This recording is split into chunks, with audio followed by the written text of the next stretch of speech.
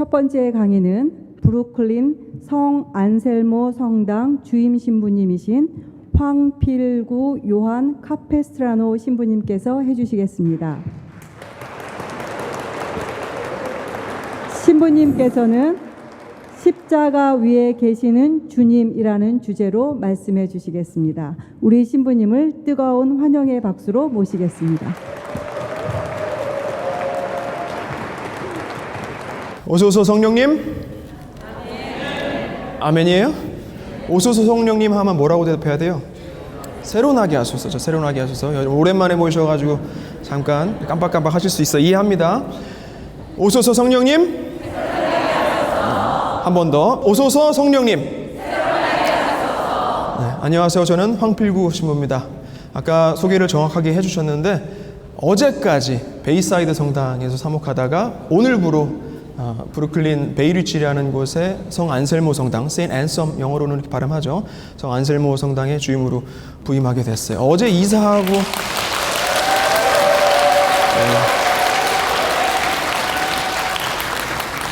이번 주 내내 짐 싸고 어제 이사하고 짐 풀고 하느냐고 지금 온몸에 두드려 맞은 것처럼 지금 너무 피곤해요. 이맘때쯤 아마 이동을 할 것이다라는 걸 알고 있었는데 근데 이걸 내가 왜 한다고 했을까? 지금 힘들어 죽겠는데 몇 달 전에 우리 지도 신부님이죠. 김정영 실바노 신부님께서 부탁을 하는데 거절할 수가 없는 거예요. 근데 이제 지난 주일 또 이번 주일 이렇게 하면서 이걸 내가 왜 한다고 그랬어? 왜 한다고 그랬지? 계속 이 생각이 머릿속에 떠나진 않았는데 근데 오늘 아침 이렇게 막상 와보니까 여러분들 이 눈빛 이 초롱초롱한 모습 또 이렇게 열정 가득하게 찬양하는 모습을 보고 하길 잘했다. 하나님께서 나를 여기에 불러주신 이유가 분명히 있겠구나 라는 생각을 했습니다. 그래서 오늘 새벽까지 어리석은 마음을 가졌던 것에 대해서 통회를 하고 오늘 이 시간 정말 하나님 은총 안에 성령의 이끄심 속에서 정말 좋은 시간 될 수 있도록 한번 여러분들 협조해 주시고 저도 최선을 다해 보겠습니다. 자, 먼저 시작기도 마치고 할게요. 성령송가 바칠 텐데 여러분들 성령송가를 외우고 계시는 분들 혹시 설마 안 계실 수도 있어요. 계시긴 역시 계시긴 계신데 그렇지 않더라도 보고 하셔도 좋고 아니면 마음속으로 같이 참여하시면 되겠습니다. 성부와 성자와 성령의 이름으로 아멘. 오소서 성령님, 당신의 빛 그 빛살을 하늘에서 내리소서. 가난하니 아버지 은총의 주님 오시어 마음에 빛을 주소서. 가장 좋은 위로자 영혼의 기쁜 손님 생기 돋워 주소서. 일할 때 휴식을 무더울 때 바람을 슬플 때의 위로를 지복에 비치시어 저희 맘 깊은 곳을 가득히 채우소서. 주님 도움 없으면 저희 삶 그 모든 것 이로운 것 없으리. 허물은 씻어주고 마른 땅 물 주시고 병든 것 고치소서. 굳은 마음 풀어주고 찬 마음 데우시고 바른 길 이끄소서. 성령님을 믿으며 의지하는 이에게 치른을 베푸소서. 공덕을 쌓게 하고 구원의 문을 넘어 영복을 얻게 하소서. 아멘. 성부와 성자와 성령의 이름으로 아멘. 좋습니다. 자, 제26차 이번 이 미동북부 성령대회 주제가 뭐라고 그랬어요? 그렇죠. 그들도 우리처럼 하나가 되게 해 주십시오. 짧게 얘기하면 하나 되게 하소서예요. 그래서 첫 강의 주제는 십자가 위에 계시는 주님. 십자가 위에 계시는 주님. 그래서 전체 주제를 제가 아무래도 지금 첫 강의를 하다 보니까 전체 주제에 대한 설명을 조금 먼저 하고 이제 1강의 내용으로 넘어가 보도록 할게요.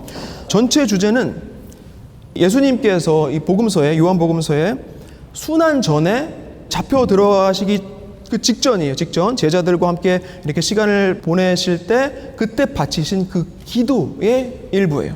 예수님의 기도의 일부. 요한복음 17장 전체가 이 기도로 이루어져 있어요. 이거를 한번 읽어보는 것도 괜찮을 것 같아요. 17장 1절부터 26절까지인데 조금 길 수 있어요. 마음으로 들어주시기 바랍니다. 예수님께서는 하늘을 향하여 눈을 들어 말씀하셨다. 아버지, 때가 왔습니다. 아들이 아버지를 영광스럽게 하도록 아버지의 아들을 영광스럽게 해주십시오. 아버지께서는 아들이 아버지께서 주신 모든 이에게 영원한 생명을 주도록 아들에게 모든 사람에 대한 권한을 주셨습니다. 영원한 생명이란 홀로 참 하느님이신 아버지를 알고 아버지께서 보내신 예수 그리스도를 아는 것입니다. 아버지께서 저에게 하라고 맡기신 일을 완수하여 저는 땅에서 아버지를 영광스럽게 하였습니다. 아버지, 세상이 생기기 전에 제가 아버지 앞에서 누리던 그 영광으로 이제 다시 아버지 앞에서 저를 영광스럽게 해주십시오. 아버지께서 세상에서 뽑으시어 저에게 주신 이 사람들에게 저는 아버지의 이름을 드러냈습니다. 이들은 아버지의 사람들이었는데 아버지께서 저에게 주셨습니다. 그래서 이들은 아버지의 말씀을 지켰습니다. 이제 이들은 아버지께서 저에게 주신 모든 것이 아버지에게서 왔다는 것을 알고 있습니다. 아버지께서 저에게 주신 말씀을 제가 이들에게 주고 이들은 또 그것을 받아들였기 때문입니다. 그리하여 이들은 제가 아버지에게서 나왔다는 것을 참으로 알고 아버지께서 저를 보내셨다는 것을 믿게 되었습니다. 저는 이들을 위하여 빕니다. 세상을 위해서가 아니라 아버지께서 저에게 주신 이들을 위하여 빕니다. 이들은 아버지의 사람들이기 때문입니다. 저의 것은 다 아버지 것이고 아버지의 것은 제 것입니다. 이 사람들을 통하여 제가 영광스럽게 되었습니다. 저는 더 이상 세상에 있지 않지만 이들은 세상에 있습니다. 저는 아버지께 갑니다. 거룩하신 아버지, 아버지께서 저에게 주신 이름으로 이들을 지키시어 이들도 우리처럼 하나가 되게 해 주십시오. 저는 이들과 함께 있는 동안 아버지께서 저에게 주신 이름으로 이들을 지켰습니다. 제가 그렇게 이들을 보호하여 성경 말씀이 이루어지려고 멸망하도록 정해진 자 말고는 아무도 멸망하지 않았습니다. 이제 저는 아버지께 갑니다. 제가 세상에 있으면서 이런 말씀을 드리는 이유는 이들이 속으로 저의 기쁨을 충만히 누리게 하려는 것입니다. 저는 이들에게 아버지의 말씀을 주었는데 세상은 이들을 미워하였습니다. 제가 세상에 속하지 않은 것처럼 이들도 세상에 속하지 않기 때문입니다. 이들을 세상에서 데려가시라고 비는 것이 아니라 이들을 악에서 지켜주십사고 빕니다. 제가 세상에 속하지 않은 것처럼 이들도 세상에 속하지 않습니다. 이들을 진리로 거룩하게 해주십시오. 아버지의 말씀이 진리입니다. 아버지께서 저를 세상에 보내신 것처럼 저도 이들을 세상에 보냈습니다. 그리고 저는 이들을 위하여 저 자신을 거룩하게 합니다. 이들도 진리로 거룩해지게 하려는 것입니다. 저는 이들만이 아니라 이들의 말을 듣고 저를 믿는 이들을 위해서도 빕니다. 그들이 모두 하나가 되게 해주십시오. 아버지께서 제 안에 계시고 제가 아버지 안에 있듯이 그들도 우리 안에 있게 해주십시오. 그리하여 아버지께서 저를 보내셨다는 것을 세상이 믿게 하십시오. 아버지께서 저에게 주신 영광을 저도 그들에게 주었습니다. 우리가 하나인 것처럼 그들도 하나가 되게 하려는 것입니다. 저는 그들 안에 있고 아버지께서는 제 안에 계십니다. 이는 그들이 완전히 하나가 되게 하려는 것입니다. 그리고 아버지께서 저를 보내시고 또 저를 사랑하셨듯이 그들도 사랑하셨다는 것을 세상이 알게 하려는 것입니다. 아버지께서 저에게 주신 이들도 제가 있는 곳에 저와 함께 있게 되기를 바랍니다. 세상 창조 이전부터 아버지께서 저를 사랑하시어 저에게 주신 영광을 그들도 보게 되기를 바랍니다.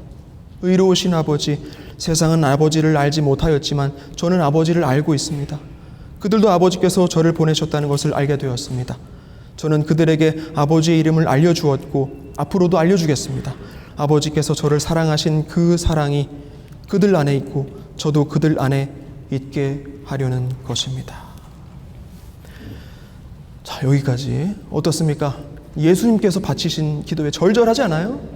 이 예수 그리스도 대사제의 기도를 깊게 묵상하기 위해서는 먼저 유대교 속죄 예식을 조금 알 필요가 있어요. 유대교 속죄 예식, 욤키푸르라고 해요. 욤키푸르 들어보셨어요?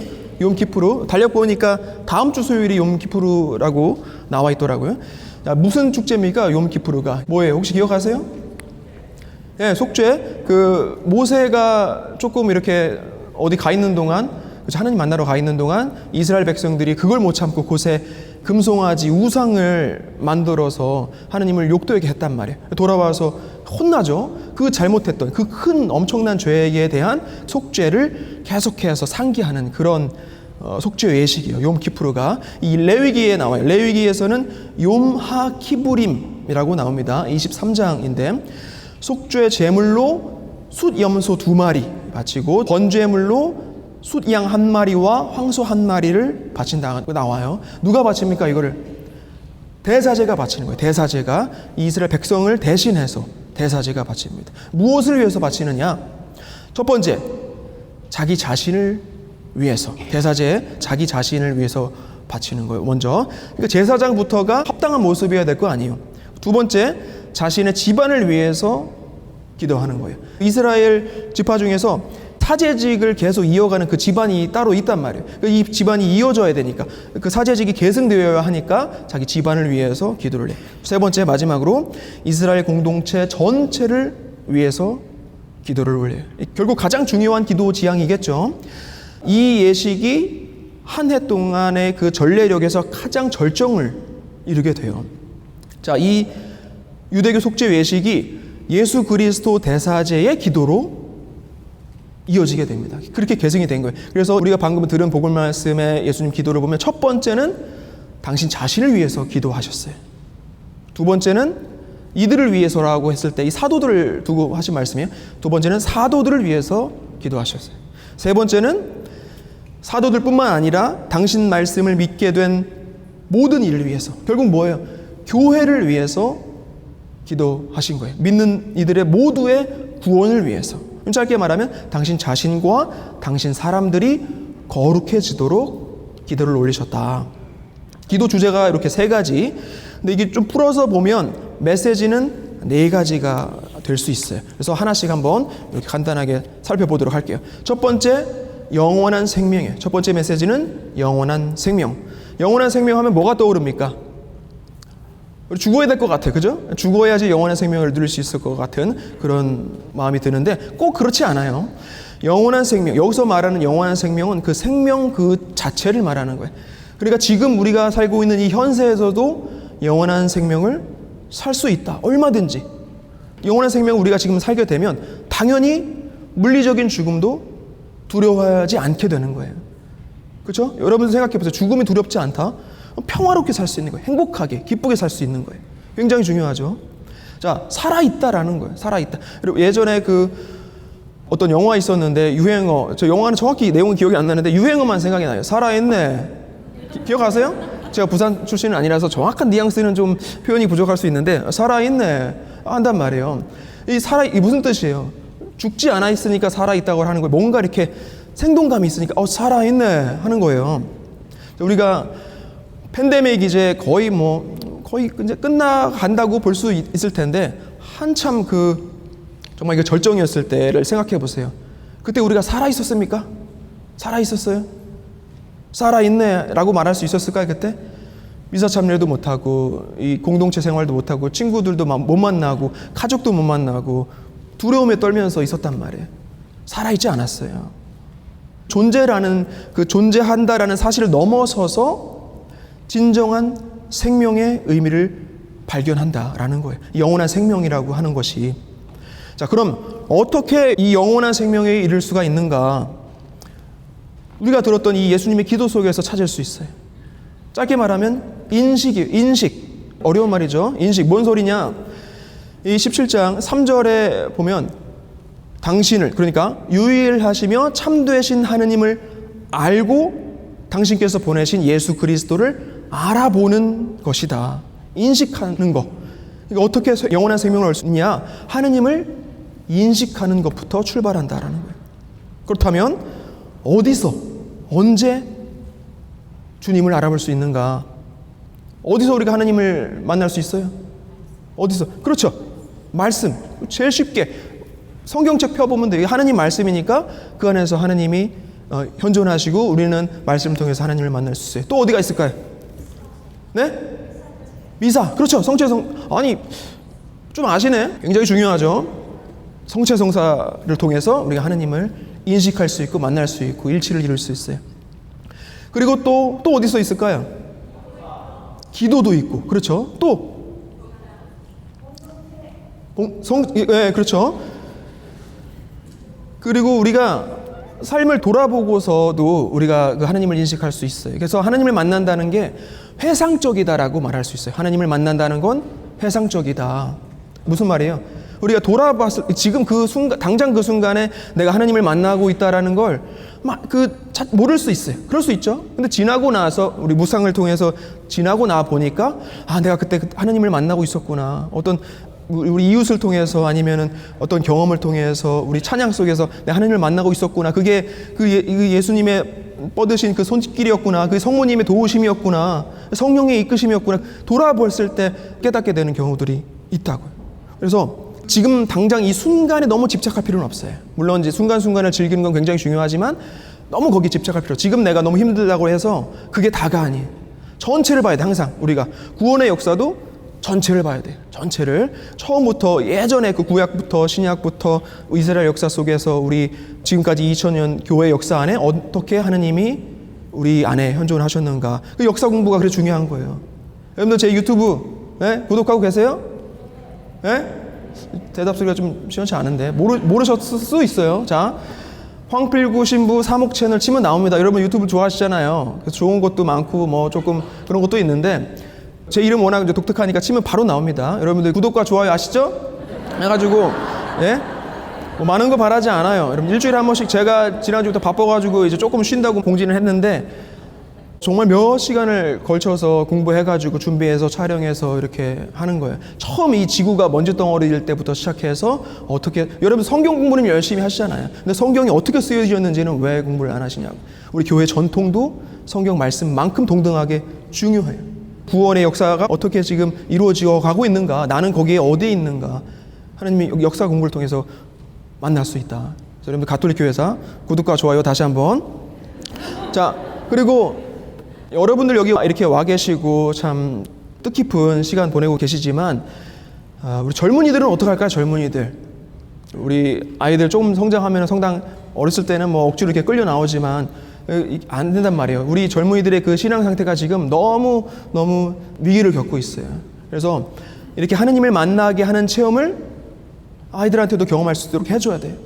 그래서 주일학교도 그렇고 뭐 여러 신부님 수님들도 많이 신경 쓰지만 저 같은 경우는 저희 브루클린 교회에서 1년에 한 번씩 여름마다 볼리비아로 청소년 선교 여행도 떠나고 그래요.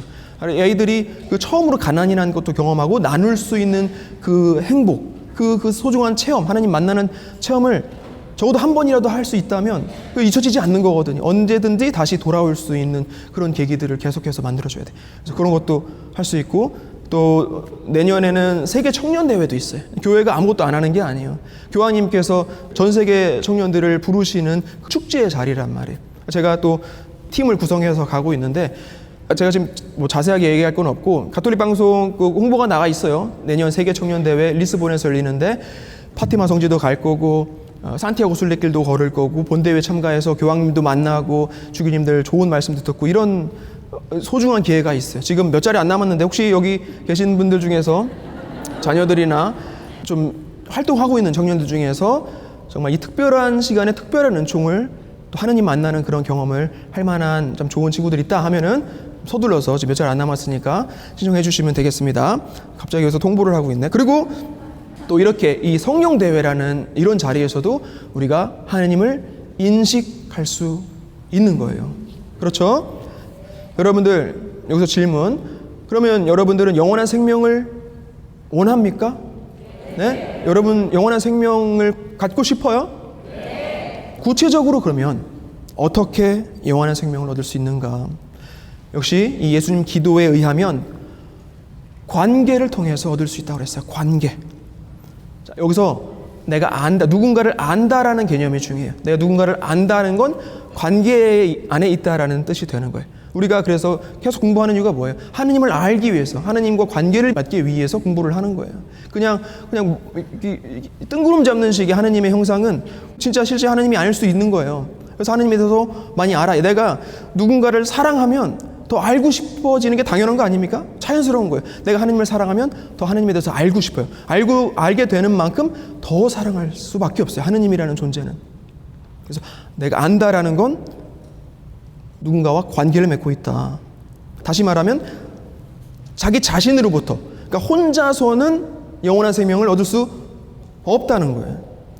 생명 자체이신 분과 관계를 맺어야만 영원한 생명을 얻을 수 있다. 그렇게 이제 살아있는 이가 되는 거예요. 살아있네라고 말할 수 있는 여러분이 될 수 있는 거예요. 하나님과 관계를 맺음으로 해서. 자, 두 번째 메시지. 이들을 거룩하게 해 주십시오라고 그랬어요. 거룩하게 해 주십시오. 두 글자로 얘기하면 성화죠. 성화. 거룩하게 함. 거룩하다라는 말의 의미가 뭡니까? 거룩하다는 게 무슨 뜻이에요?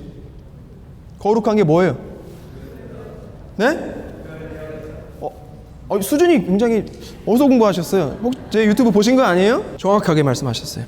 뭐 홀리하다, 막 누구 신부님 너무 홀리하세요 이런 말 제가 거의 들어본 적은 없는데 신부님 같지 않다라는 얘기 많이 들어봤어도 성경에서는 하느님만이 온전히 거룩하시다라고 해요. 하느님만이 온전히 거룩하시다. 히브리어로 카도시라고 하는데 하느님께 속한 것을 따로 구별한다라는 거예요. 하느님께 속한 것을 따로 구별한다. 그러니까 거룩하게 하다라는 것은 어떤 것을 하느님께 넘겨드리는 것을 의미하는 거예요.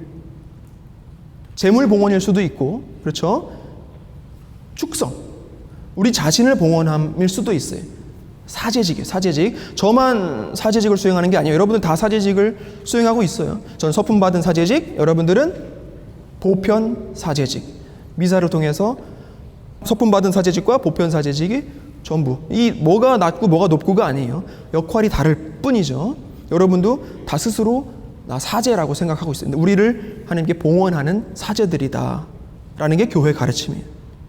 축성일 수도 있고 사제직일 수도 있고 거룩, 그러니까 영어로는 set apart라고 해요. 구별되다. 그러니까 이스라엘을 우리가 거룩한 백성이라고 부른단 말이에요. 그러니까 하느님 백성을 말하는 거죠. 하느님께 봉헌된 백성이 거룩한 백성이에요. 한편 동시에 거룩하다라는 말이 파견을 의미하기도 해요. 파견. 육화의 신비랑 관련인데 요거는 조금 이따 다시 얘기할게요. 거룩함이 현실이 되는 거. 육화의 신비.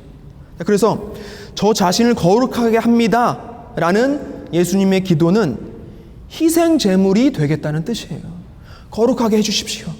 뭐 어딘가 막 이렇게 막 화려하게 해달라는 게 아니죠. 거룩하게 해주십시오.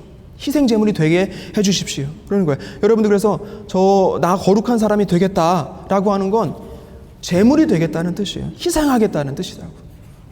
자, 세 번째 메시지. 저는 저들에게 당신의 이름을 드러냈습니다 라고 했어요. 이름이라는 개념 참 중요해요. 자, 이름이 있고 없고를 한번 생각해 봐요. 이름이 있고 없고, 우리가 누군가의 이름을 알고 모르고를 생각해 보자고. 들에 핀 뭐 야생화 들꽃이라고 통상 그냥 싸잡아서 얘기하지만 이름을 모르니까 우리한테는 그런 들꽃이나 그런 존재들이 와닿지가 않는 거예요. 그냥 있거나 말거나, 그러니까 존재감이 없다라는 거죠. 이름을 모르면 존재감이 없는 거예요. 26절에 아버지께서 세상에서 뽑으시어 저에게 주신 이 사람들에게 저는 아버지의 이름을 드러냈습니다. 저는 그들에게 아버지의 이름을 알려주었고 앞으로도 알려주겠습니다. 아버지께서 저를 사랑하신 그 사랑이 그들 안에 있고 저도 그들 안에 있게 하려는 것입니다. 있게, 존재죠. 이름을 줌으로써, 이름을 알려줌으로써 존재하게 하는 거예요. 하느님이 그전에는 우리 사이에 없었는데 예수님께서 있었겠죠. 그 신비로운 방식으로. 근데 예수님께서 오셔서 비로소 정말 실제하게, 존재하게 하셨다. 이름을 알려줬다라는 뜻은 그런 것이에요. 인간 가운데 현존하시는 하느님을 의미한다. 이름이 곧 당신 자신이에요. 그래서 우리가 누군가를 만나면 뭐부터 물어봅니까? 여러분들, 한국 사람만 희한하게 나이부터 물어봐요. 그렇죠? 내가 얘한테 반말을 해야 되나 존댓말을 해야 되나 알아야 되니까. 존재감이 아니죠. 그거는 자기 이름을 먼저 드러내고 이름을 물어봐야죠. 그게 맞는 순서라고 저는 생각해요. 그렇지 않습니까? 굳이 여러분들 나이 밝힐 필요 뭐 있어요? 나이가 뭐가 이렇게 중요합니까? 이름을 먼저 드러내라. 자, 네 번째 마지막 메시지. 그들이 모두 하나 되게 해주십시오. 그들이 모두 하나가 되게 해주십시오. 오늘 이 성령대의 주제, 네 번째 메시지. 대사제 예수 그리스도께서 바치신 기도의 마지막 주제, 하나됨, 일치. 굉장히 중요해요. 무려 4번이나 걸쳐서 언급을 하셔서 말씀하셨어요. 거룩하신 아버지께서 저에게 주신 이름으로 이들을 지키시어 이들도 우리처럼 하나가 되게 해주십시오. 그들이 모두 하나가 되게 해주십시오. 아버지께서 제 안에 계시고 제가 아버지 안에 있듯이 그들도 우리 안에 있게 해주십시오. 그리하여 아버지께서 저를 보내셨다는 것을 세상이 믿게 하십시오. 우리가 하나인 것처럼 그들도 하나가 되게 하려는 것입니다. 계속 강조하고 계신 거예요. 일치. 결국 이게 무슨 일치를, 누구의 일치를 말하는 걸까요? 교회의 일치를 말하는 거예요. 교회의 일치. 자, 이게 쉬울까요? 교회 일치가 쉽습니까? 가능하긴 할까요? 크게 보면 로마 가톨릭 교회, 동방정교회, 또 개신교회의 일치를 말할 수 있어요. 자, 이게 될 것 같아요, 여러분들? 작게 보면, 그보다 작게 보면 가톨릭 교회 안에 일치, 분열 문제에 대해서 말하는 것일 수 있고, 좀 더 작게 보면 여러분들 각자 본당 공동체 안에서의 일치를 말할 수 있어요. 여러분들 본당 공동체 가보시면 일치되어 있습니까? 네? 확실해요? 뭐 그렇다면 여러분들은 기적 안에 살고 계신 거예요. 쉽지 않아요. 쉽지 않아요. 불가능하다고 볼 수도 있어요. 하지만 좌절할 필요는 없다. 이 일치라는 것이 어떤 조직적인 구조나 뭐 법이나 제도, 심지어는 교리에 의해서 이루어질 수 있는 게 애초에 아니에요. 여기서 말하는 일치라는 것이, 예수님께서 말씀하고 계신 이 일치라는 것이 크게 보면 현세적인 현상은 아닌 거예요. 눈으로 볼 수 있는 그런 일치가 아닌 거예요. 우리가 생각하는 그 1차원적인 그 일치랑은 거리가 멀어요. 자, 무슨 말이냐? 오히려 억지로 물리적인 일치, 그러니까 통일을 만들어내려다 보면 결국은 독재가 등장할 수밖에 없어요. 무슨 말인지 아시겠어요? 우리가 역사를 봐도 뭐 강력한 군주들 언급하기도 전에 사실 교회부터도 한때는 그랬어요. 십자군 원정도 그렇고 종교 재판도 그렇고 이교도 학살도 교회에서 다 저질렀던 잘못된 죄예요.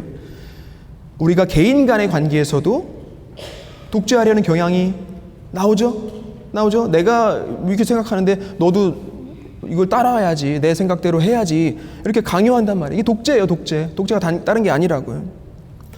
그러니까 여기서 말하는, 예수님께서 말씀하시는 일치는 사실은 세상의 힘으로는 이룰 수가 없다. 불가능해요. 그래서 예수님께서 그토록 간절히 기도하신 것이죠. 이게 쉬우면 그렇게 예수님께서 기도하셨겠냐. 어떻게 일치를 이룰 수 있나? 예수님이 기도에서처럼 아버지로부터 아들을 통해 가능하다라는 겁니다. 여기서 일치란 아버지, 아들 그 안에서의 일치이고 그 안에 함께하는 일치인 거예요. 뭘 말하는 겁니까? 이게 아버지, 아들 관계 안에 우리가 일치하는 것. 첫 번째는 세례성사,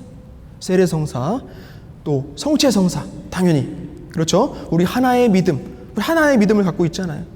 하나의 성령 안에서의 일치. 아시겠죠? 독재하시면 안 돼요. 네. 전체적인 주제 마무리를 해볼게요. 교회는 결국 이 예수 그리스도 대사제의 기도로부터 만들어진 거예요. 당신 자신이 희생 제물이 되시고 믿는 이들을 거룩하게 하시고 아버지 이름을 드러내서 우리가 그분 관계 안에 있게 하시고 그리고 일치하게 하심으로써 교회가 탄생된 거예요. 그래서 이 시점에서, 여러분 앉아 계신 이 시점에서 우리한테 뭐가 중요합니까? 파견이라는 것이 중요한 거예요. 파견. 아까 좀 얘기하다 말했죠. 육화의 신비. 기도가 육화의 신비에 의해서 현실화가 돼야 돼요.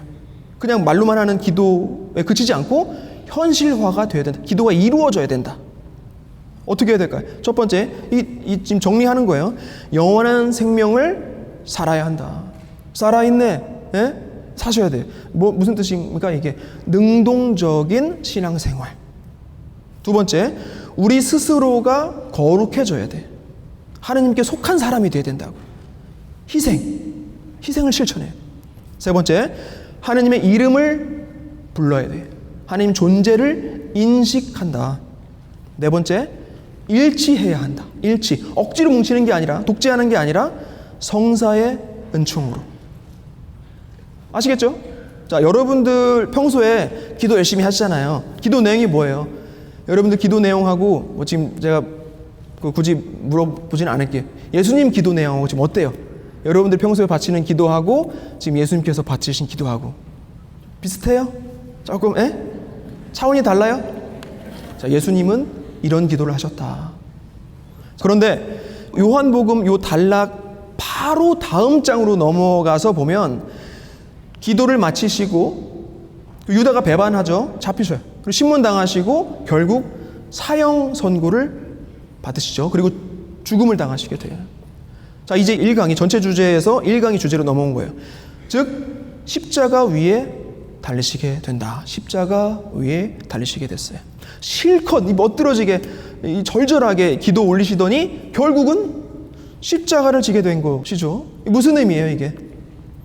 첫 번째 영원한 생명, 두 번째 거룩하게 됨, 세 번째 인간 가운데 현존하시는 하나님, 네 번째 하나됨, 일치. 이 모든 것은 결국 십자가를 통해서만 이루어질 수 있다라는 뜻이에요. 우리 역시도 기도만 해가지고는 부족해요. 기도만으로는 부족하다. 우리도 우리의 십자가를 지고 예수님을 따라가야만 그 기도가 이루어진다는 거예요. 육화의 신비, 어려운 말이지만 육화의 신비가 딴 게 아니에요. 말씀이 사람이 되심, 현실화되는 것. 말로만 사랑한다고 하는 게 아니라 마치 하나님께서 몸을 굽혀서 손을 뻗으신 것처럼 우리도 우리 신앙을 실천할 때, 손과 발로 실천할 때 우리 이웃들 가운데 육화의 신비가 일어난다.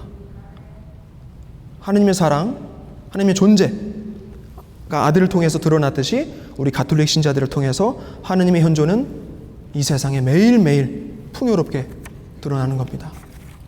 정리해 볼게요.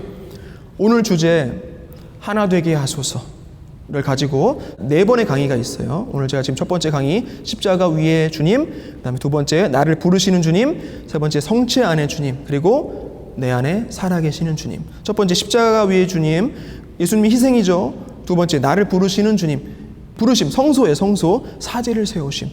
여러분들도 다 사제직을 수행한다고 그랬어요. 세 번째 성체 안에 계신 주님, 성체 성사, 미사, 당연하죠. 미사 거행하는 거. 그리고 네 번째 내 안에 살아계신 주님, 여러분들과 제가 거기에 참여함으로써 우리 안에 주님께서 하나로서 일치로서 함께 하신다. 구약시대에는 성령께서 예언자들을 통해서 하나님 말씀을 전하셨어요. 그렇죠? 구약시대. 신약으로 넘어오면 역시 또 성령께서 예수님을 인도하시죠. 복음서 보면 성령에 대한 언급이 그렇게 많이 있지는 않지만 사실 잘 보면 첫 순간부터 끝까지 계속 예수님 성령과 함께 하셨어요. 성령으로 예수님께서 잉태가 되시고, 그렇죠? 예수님 세례받을 때 성령이 내려오시고 성령의 인도를 받아서 광야로 가시고 모든 기적 행하시고 십자가 위에 달리시고 부활하실 때 항상 성령께서 예수님을 인도하셨다고요. 그래서 신약에서는 예수님 통해서 성령께서 함께 하셨고, 그리고 이제 그 이후에 승천하신 이후에는 사도들 그리고 교회 안에 성령이 함께 하심으로써 지금 역시 이 시간에 우리 모두에게 내리셔서 구원의 역사의 한 페이지를 쓰고 있는 거예요. 자, 그래서 하느님의 현존과 사랑의 역사, 성령의 역사 더 자세하게 탐구하고 싶으면 어디로 가야 된다고 그랬어요? 네? 제 유튜브 채널 잊어버리시면 안 돼요. 자, 오늘 강의 여기까지 이제 마무리가 되겠습니다. 이해하시죠? 우리 큰 주제가 어디서 나온 것이고 어떻게 우리가 묵상을 해야 되고 중요한 포인트 제가 다 말씀드렸어요. 그래서 오늘 하루 여러분들이 성령 안에서 어떤 자세로 임해야 되고 가장 중요한 건 파견이에요. 파견. 우리가 이 시간을 통해서 열정으로 뜨겁게 타오랐던 이 신앙이 이 나가서 아무것도 안 하면 무슨 의미가 있어요? 그게 여러분만 기도하고 구원받고 갈 거예요? 그냥? 아니죠. 현실화가 돼야 돼요. 파견, 육화의 신비 잊어버리지 마시고. 제가 오늘 여기까지 왔는데 노래 한 곡 하면 괜찮을 것 같아요. 어떻게 생각하세요? 그냥 노래가 아니죠. 성가를 한 곡 여러분들과 한번 나눠보면 어떨까 생각을 해봤어요. 성령송가인데 성령송가 그 기도문을 가지고 만들어진 노래가 몇 곡 있다고 알고 있는데 이제 그 중에서 한 곡을 제가 한번 불러보도록 하겠습니다. 아침부터 이 상태가 그렇게 좋지는 않지만 최선을 다해서 영광송으로 우리가 마무리하고 바로 성가 여러분들 함께 마음으로 들으시고 이 시간 마무리하도록 하겠습니다. 영광이 성부와 성자와 성령께 성부와 성자와 성령의 이름으로 아멘.